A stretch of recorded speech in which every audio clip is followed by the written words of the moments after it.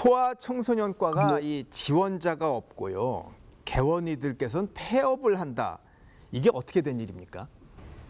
지금 지원하는 사람들은 레지던트 지원하는 숫자를 보면 되는데 이게 2019년 전까지는 뭐 출산율이 적어진다는 얘기가 있었지만 그럼에도 불구하고 소아과를 원하는 학생들이 많았습니다. 그런데 2019년부터 해서 저출산과 기타 여러 사회적인 이슈 뭐 이런 문제들 때문에 많이 지원율이 줄어들어서 올해는 거의 200명 가까이를 뽑는데 30명 남짓이 지원을 한 상황이 되었습니다. 200명이라면 전국에 200명인데 네, 200명을 뽑는데 30명. 그중에 30명 정도가 지원을 했고 서울, 경기를 제외하면 지원자가 단 2명입니다. 아니 그러면은 어떻게 되는 거예요?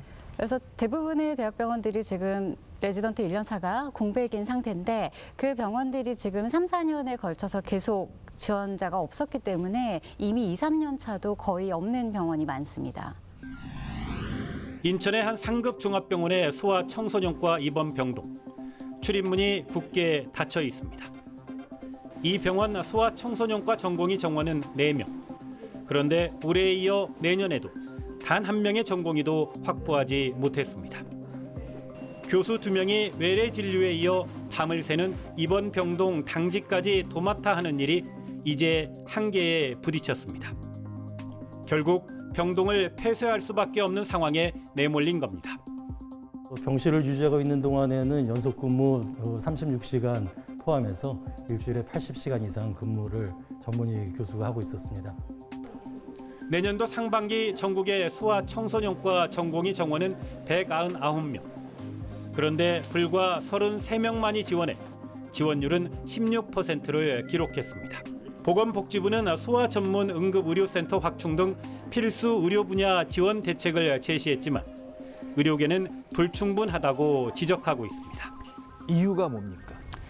대표적으로는 첫 번째는 저출산, 우리 사회적으로 전체적인 이슈가 되고 있는데 저출산이 문제가 되니까 당연히 앞으로 우리가 진료할 수 있는 환자의 군이 적어지는 상황이 됐고요. 근데 그 적어진 숫자를 상쇄하기 위해서는 뭐 급여가 한 사람 진료를 볼 때 더 높게 책정이 되던가 추가로 검사를 시행한다던가 뭐 비급여 항목으로 창출할 수 있는 것들을 다른 과에서는 그나마 진행을 시킬 수가 있는데 소아과는 특성상 진료를 보는 것 외에는 수익을 창출할 수 있는 구조가 거의 없기 때문에 출생률이 아주 감소를 많이 하게 되면 더 이상은 그 파일을 가지고 지속할 수가 없는 상황이 되는 거죠. 저출산 때문에 지금 소아 환자가 없는 거예요? 아니면 미래에 적을 것 같아서 지금 지원을 안 하는 거예요? 현재도 많이 줄었고 물론 코로나 영향도 최근에는 있었습니다만 최근 10년간 요양병원에서의 수익을 비교해 보면 유일하게 급여가 줄어든 과가 소아청소년과입니다. 여기서는 뭐 실질 그 물가 상승률을 당연히 고려하지 않은 상태이고 그동안의 임금이라던가 뭐 임대료라던가 이런 것들은 더 올랐기 때문에 현실적으로는 50% 가까이 수익이 감소한 거라고 보셔야 하는 상황이고 앞으로는 출산율이 반등하지 않는 이상 이 상황이 더 나빠질 걸로 예상이 되기 때문에 당연히 새로 진입하는 의사들로서는 소아과를 선택하기가 쉽지 않습니다. 소아과 가면은 줄 길던데요? 환자 숫자는 뭐 더러 그런 데가 있긴 있는데요. 실질적으로 보게 되면 지금 말씀하신 것처럼 제가 병원장 때 한번 보니까 병원의 모든 과가 다 수익을 내는 건 아니거든요. 분명히 예. 어떤 과는 기본 시스템 자체가 수가가 낮고 그래서 아무리 열심히 노력을 해도 수익 창출에 미진한 과가 있긴 있는데 소아청소년과가 대표적인 그런 과가 됩니다. 그러니까 대부분의 소아청소년과 교수님들은 아무리 열심히 노력을 해도 대학에서 다른 학과, 다른 전문 분야의 교수님들의 그 수익을 따라올 수가 없죠. 근데 이런 것들이 비단 대학에서뿐만이 아니라 뭐 일반 종합병원 또 내려가서는 개원이들에서도 아마 똑같이 적용이 될 거니까 뭐 그런 부분이 좀 없지 않아 있겠죠. 그러니까 대학병원의 레지던트 과정에서 소아청소년 지원을 안 하면 거기서 훈련되는 전공의가 없으니까 미래에 그 분야가 어려워지는 이게 고민인 거군요. 그렇죠. 그리고 지금 당장 대학병원 같은 경우는 돌아가야 되는데 응급 환자도 돌아가야 되고 이거 모든 것이 예를 들어서 뭐 소아중환자실 이런 게 돌아가려면은 교수의 숫자만 가지고 되는 건 아니거든요. 그 근간에는 우리 전공의 선생들의 그런 노력이 뒷받침이 돼야 되는데 그게 일체 없으니까 여러 군데서 뭐 펑크가 나기 시작을 하는 거죠. 그럼 소아청소년과 지원하지 않는 다른 전공의 지원자들은 어디로 가요? 다른 과를 지원할 수도 있습니다만 현재 그 각 과를 지원할 수 있는 숫자는 이미 정해져 있습니다. 뭐 성형외과라던가 피부과에 학생들이 몰리고 싶다고 해서 그들을 더 많이 뽑을 수 있는 구조가 아니고 한 해에 우리가 뽑을 수 있는 성형외과 의사의 숫자, 피부과 의사의 숫자는 정해져 있기 때문에 지원을 한다고 해도 그 숫자만큼 배출되는 것은 아닙니다. 그래서 지금 최근 한 4, 5년 이상 지속된 추세이기는 한데 예전에 저희 때는 학교를 마치고 레지던트 수련을 받는 것이 너무 당연한 일이었다면 최근에는 수련 자체를 받지 않고 개인 병원이나 아니면 뭐 일반적인 대학병원이 아닌 곳에서 본인이 원하는 분야만 선택적으로 수련을 받고 현재 의료 현장으로 투입이 되는 경우가 많아져서 그러면 전문의가 아닌 거예요? 네, 일반의로서 가는데 물론 전문의를 하지 않는 것 자체가 문제라고 할 수는 없습니다. 보통은 일반적으로 전반적인 진료를 볼 수 있는 의사를 배출하는 것이 의과대학의 첫 번째 목표이기도 하고 우리나라만큼 전문의가 많은 나라는 흔치 않습니다. 그럼에도 불구하고 특정 과에만 이해할 수 없을 정도로 너무 심각하게 아무도 가지 않는다는 것은 뭔가 종합적인 문제가 있는 것이 아닌가 고민이 됩니다. 근데 이게 뭐 하루아침에 벌어진 일이 아닐 텐데 이 경종은 왜 지금 갑자기 나오나요? 그러니까 소아청소년과의 전공의가 부족해진 것하고 네. 지금 소아청소년 관련 그런 개원이들이 폐과를 선언하는 거 약간 좀 다른 의미예요. 지금 전공의가 들어가지 않는 이유는 여러 가지 이유가 있죠. 앞으로 미래가 불투명하다든지 이거 전공해봤자 별로 그렇게 재미가 없을 것 같다라는 거 또는 사회문화적인 거.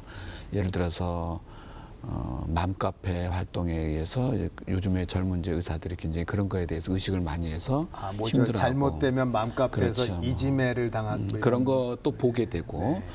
또 지난번에 이제 몇 년 전에 이대 병원에서 목동병원에서 뭐 다 무죄 났습니다만 그 신생아 사망 때 소아청소년과 의사들이 구속되고 이런 모습 뭐 그런 일련의 것들에 의해서 전공의가 기피하는 것은 그런 이유 같고 지금 소아청소년과 학회에서 폐과를 선언하는 것은 도저히 이 상태로는 어렵겠다, 경영이 어렵겠다, 소아과만을 고집해서는 어렵겠다라는 것에 근거한 건데 소아청소년과 개원의가 중심인 대한소아청소년과 의사회 소속 전문의 50여 명이 흰 가운을 벗고 한자리에 모였습니다. 지금 같은 낮은 수입과 열악한 환경에서는 병원을 운영할 수 없다며 폐과를 선언했습니다. 도저히 간판을 내릴 수밖에 없다라는 말씀을 드립니다. 소아과 전문의를 힘들게 안 딴 사람보다도 대우가 힘든데 어떻게 일을 할 수가 있겠느냐. 저출산으로 환자 수가 줄었는데 낮은 수가가 고착화한 데다 각종 예방접종마저 무료로 바뀌면서 진료비는 사실상 30년째 그대로, 의사들 수입은 지난 10년간 28% 줄었다고 주장했습니다. 여기에 각종 의료사고에 대한 부담과 보호자를 상대로 한 대응까지 근무 환경은 갈수록 열악해지고 있다고 밝혔습니다. 예, 그거 파다가 아기가 살짝 움직이니까 피가 났어요. 그거 갖고 3천만 원 배상이 말이 됩니까? 우리는 감정노동도 해야 되고 부모도 달래가면서 치료해야 돼요. 소아청소년 환자의 1차 진료를 책임지는 개원의들의 폐과 선언으로 소아 환자가 적기에 제대로 된 치료를 받을 수 없어지는 게 아니냐는 우려의 목소리도 나오고 있습니다. 여기 아마 이제 코로나 기간 동안에 소아과 환자가 급격하게 줄었잖아요. 이비인후과 환자도 줄고 그런 것들이 또 영향을 또 미쳤지 않았나. 그러니까 환자는 줄었는데 그 외에 인건비라든지 건물 관리비라 이런 건 올랐기 때문에 실제로 제가 알고 있는 소아과 개업의들 가운데도 상당수가 이 소아과만을 표방해 가지고는 이게 이제 경영이 어렵겠다라는 그런 한계까지 도달했기 때문에 폐과를 선언한 건데. 뭐 폐과를 선언했다 해서 소환자를 안 보겠다는 그런 뜻은 아니거든요. 뭐 이름 클리닉 이렇게 그렇지. 바꾸고 다만 여러 개 이제 하는 이 소아청소년과 전문의라는 것에 대한 자긍심을 갖고 그 병원 간판을 그렇게 내걸었던 것을 철회하겠다. 이제는 우리가 소아청소년과만 보기는 어렵다라는 거를 어떤 의미에서 보면 좀 선언적인 의미라고 봐야 될 것 같아요.